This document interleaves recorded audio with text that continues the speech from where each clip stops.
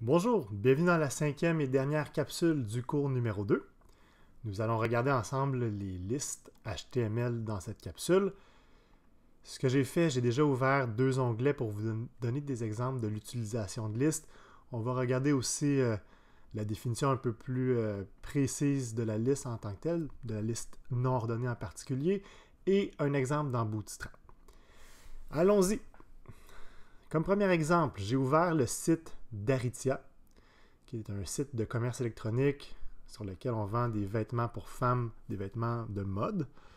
Et ici, à la gauche, j'ai plusieurs catégories, t-shirts, blouses, sweaters, des chandails, des pantalons, etc. Et on veut regrouper ces catégories-là dans un élément parent qui est la liste. Alors, ça a un certain sens, une certaine sémantique de regrouper des éléments ensemble.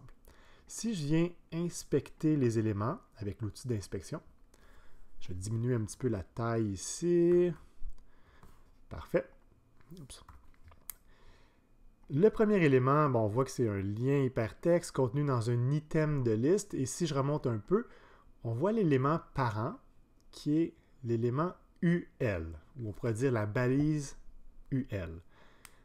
C'est un acronyme pour Unordered List. Si vous le voyez ici, Unordered List, donc une liste non ordonnée. Ça, c'est l'élément parent de la même manière que la table, son élément parent, c'est Table, ou que le formulaire, son élément parent, c'est Form. Ensuite, on doit spécifier chacun des items de liste à l'intérieur. Blues, t-shirt, blues, sweaters, pants, etc. Et pour définir chacun des items de liste, vous allez souvent m'entendre parler d'items de liste, ça prend la balise LI pour List Item. Alors, j'ai plusieurs items de liste et dans chaque item, j'ai des liens hypertextes avec un span. Okay, mais vraiment, ce qui définit les items de liste, c'est la balise LI. Je pense que c'est relativement direct, okay? C'est assez simple à comprendre, particulièrement après avoir fait la table et le formulaire. Je vous donne un deuxième exemple, qui est l'exemple de Sport Expert. Je vous donne cet exemple-là particulièrement parce que la liste est horizontale et c'est un peu moins intuitif. Si je viens ici inspecter la barre de navigation, le premier lien vers femme, qui est à l'intérieur ici, est dans un item de liste, la balise LI. On a homme ensuite, enfant, chaussures. Et vous voyez qu'il y a aussi le menu déroulant pour chacune des catégories, mais si on prend l'item 1, l'item 3, l'item 5, l'item 7, et on oublie les menus déroulants qui sont affichés si on vient par-dessus les items de liste, on se rend compte que ce menu-là, okay, cette barre de navigation-là, est composée avec des items de liste. Et l'élément parent qui regroupe tous ces items-là ensemble, c'est la liste non ordonnée, Unordered List. Des classes, on a déjà parlé des classes, on en reparlera avec le CSS et Bootstrap. Ce qui nous amène à donner une définition un peu plus précise de ce qu'est la liste, du moins la liste non ordonnée. C'est un élément qui représente une liste non ordonnée d'items. Ça ne nous aide pas beaucoup à comprendre ce que c'est. Et là, ça dit au plus souvent affiché comme une liste avec des disques. Une liste à puces, qui serait le bon terme. Si vous voulez avoir une compréhension un peu plus profonde ou à plus haut niveau, je vous dirais que la liste, c'est une séquence d'éléments qui ont un lien ensemble. Pour moi, ça m'aide de voir ça comme ça plutôt que de juste me dire, OK, c'est une liste avec des puces. OK, c'est pas très aidant à comprendre, pour comprendre le but de la liste. Alors, ce qu'on veut faire avec la liste, c'est regrouper des items, des éléments dans une séquence. Et cette séquence-là, qui a un certain sens qui est plus grand que chacun des items. Ici, c'est quoi? T-shirt, blues, sweaters. Ce sont les catégories sur lesquelles on peut cliquer. Alors, la liste, c'est la liste des catégories. Chacun des items en fait partie. Ici, avec Bootstrap, quand nous serons rendus au cours 4, nous allons voir que la liste non ordonnée est souvent utilisée pour les menus ou pour définir une fameuse séquence d'éléments. Pourtant, on n'a pas de disque et ça ne ressemble pas tant que ça à une liste dans un format traditionnel. Du moins, quand on écrit des listes à la main, souvent on va mettre un petit trait ou un petit point à côté. Ici, on a des cases. Et ça ressemble plutôt à la colonne d'un tableau. Alors, c'est un petit peu philosophique, mais si on y pense comme ça, la liste, c'est l'équivalent unidimensionnel, donc soit l'axe X, soit l'axe Y.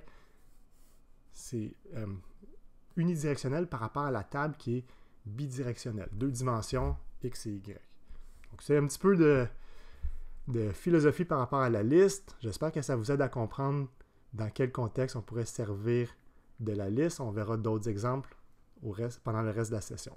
Allons-y maintenant avec le code. Vous allez voir, c'est beaucoup plus simple que le formulaire ou que la table. Alors, ça nous permet de terminer avec une balise un peu plus facile. Je crée un fichier. J'appelle index.html. Je mets en place le template de base, démo 2.5, liste HTML. Je vais écrire le meta tag tout de suite. Juste un petit peu de contenu. Je sauvegarde. Je viens ouvrir mon fichier dans le navigateur. Ça fonctionne. On va se servir de la balise parent de la liste non ordonnée, qui est UL, Unordered List, et définir 3 items de liste, 3 list items à l'intérieur. Je vais dire ici que mes items de liste sont, je ne sais pas, un t-shirt, des jeans et un chandail. Si je sauvegarde, je viens rafraîchir, je vois bel et bien mes items de liste. Et je vous rappelle ce que j'ai dit pour le formulaire, pour la table. L'apparence doit être vraiment séparée de la structure. Et là, quand vous voyez ceci, et que je vous ai montré il y a quelques instants, je vais aller dans Get Bootstrap. Ici, je vais revenir à la liste. Donc, je vous montre ceci, et maintenant, je vous montre ceci. La structure est la même. On a une liste non ordonnée avec des items de liste. Par contre, l'apparence est différente. Alors, ne vous laissez pas mélanger par l'apparence en vous disant que ça doit être un autre élément HTML. Non, c'est vraiment une liste non ordonnée avec des items de liste. Alors voilà, il n'y a pas vraiment plus de choses à dire sur la liste, du moins la liste non ordonnée. Si on vient voir la diapo, on voit ce dont on vient de parler. On a besoin d'un élément parent UL, chacun des items LI. À votre tour maintenant de faire un exercice, mais là, plutôt que d'utiliser une liste non ordonnée, on va servir d'une liste ordonnée. Là encore, il ne faut pas penser à la liste ordonnée comme étant simplement un style qu'on applique. Dans le sens où il va y avoir 1, 2, 3, où on pourrait mettre des chiffres romains ou un autre type de numérotation. On doit plutôt penser à la liste ordonnée versus non ordonnée d'un point de vue sémantique. Est-ce que c'est des éléments pour lesquels l'ordre, la numérotation, c'est important ou est important? Importante, mon Dieu, j'ai de la difficulté. Ou est-ce que plutôt c'est une liste pour laquelle les éléments ont un lien, mais l'ordre en tant que tel n'a pas d'importance? Si on prend l'exemple d'Aritzia de tout à l'heure, que je peux réouvrir pour que ça soit vraiment le plus clair possible. Si je reprends l'exemple ici, à la gauche, on ne peut pas dire vraiment que t-shirt c'est 1, blue c'est 2, chandail c'est 3. Il n'y a pas de numérotation qui est pertinente pour chacun des items. S'il y avait une numérotation importante, exemple pour un panier d'achat, on pourrait dire que ce sont les items 1, 2 et 3. Ouais, peut-être qu'on voudrait utiliser une liste ordonnée, okay? Parce que peut-être que ça serait important de dire que l'item 1 a été acheté avant que l'item 2, que l'item 3. Il faut distinguer ce sens-là, cette sémantique-là, de l'apparence. Mais là, c'est beaucoup de théorie. Je vais vous laisser vous pratiquer avec l'exercice. J'appuie sur pause. On se revoit pour la solution de l'exercice dans quelques instants. Parfait, allons-y. J'ai créé un fichier solution.html. J'ai mis en place un template de base avec un titre, la balise méta, un peu de contenu. J'ai chargé le fichier dans Chrome. Je vais écrire la balise parent pour la liste ordonnée, qui est la balise OL, Ordered List. Je vais écrire ici 3 items de liste. Vous pouvez en mettre 2, vous pouvez en mettre 5, mais j'en ai mis 3 pour la démo ainsi que pour l'exercice. Et je vais écrire ici les étapes pour faire une recette qui pourrait être, moi je ne sais pas, pétrir ou sortir la farine, mélanger les œufs avec la farine et cuire le gâteau. Ici, ça a un certain sens d'utiliser une liste ordonnée parce que les étapes de ma recette doivent être dans un certain ordre. Et je le répète, l'apparence après ça, est-ce que j'aurai 1, 2, 3 ou des ABC ou des chiffres romains, ça n'a pas d'importance par rapport au choix de la balise parent. Le choix doit être sémantique de qu'est-ce qu'on devrait utiliser d'un point de vue logique.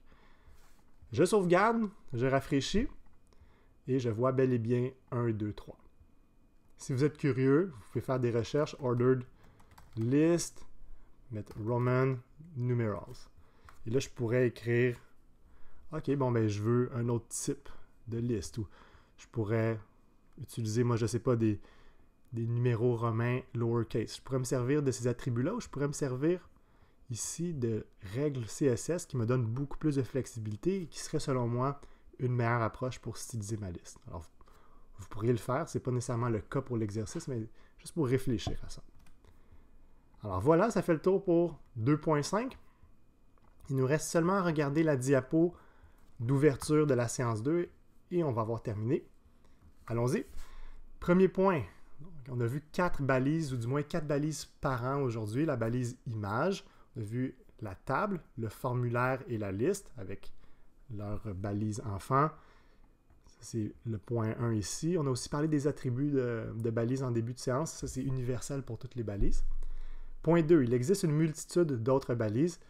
Il y a plein d'autres balises. Il y en a plusieurs que je ne connais pas moi-même parce que je n'ai pas la chance de travailler avec ces balises-là tous les jours. Donc, ce n'est pas dans ma mémoire. Le but, ce n'est pas de mémoriser les balises, c'est d'être en mesure de les utiliser. Alors, pensez à ça d'un point de vue conceptuel. Comment je fais pour utiliser les balises? Comment je fais pour choisir ma bonne balise? Et non pas quelles sont les 50 balises, quelles sont les 100 balises en HTML. C'est pas ça le but, c'est d'être en mesure de programmer.